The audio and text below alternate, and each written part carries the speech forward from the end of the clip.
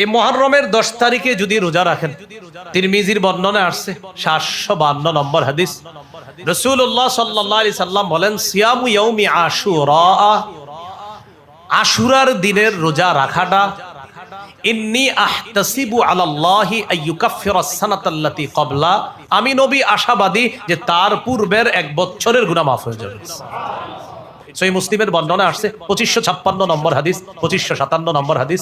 এই দুই হাদিসের মধ্যে আসছে রাসূল সাল্লাল্লাহু আলাইহি সাল্লাম বলেন, লাইন বাকিতু ইলা কাবিলিন লা আসুমান্নাত তাসিআ, আমি যদি আগামী বছর দুনিয়াতে বেঁচে থাকি তাহলে 9 তারিখেও রোজা রাখবো, 10 তারিখেও রোজা রাখবো। হাদিসে আসছে সুমু ইয়াউমা আশুরা, আশুরার দিনে তোমরা রোজা রাখো, সুমু ক্বাবলাহু ইয়াওমান ওয়া বা'দাহু ইয়াওমান, তোমরা 9-10 রাখো অথবা 10-11। ওই হাদিসে আসছে খালিফু ফিহিল ইয়াহুদা, ইহুদিদের বিরোধিতা করো, ইহুদিরাও 10 তারিখকে সম্মান করে রোজা রাখে, তোমরা বিরোধিতা করবা, 9-10 রাইখা অথবা 10-11 রেখে বিরোধিতা করবা।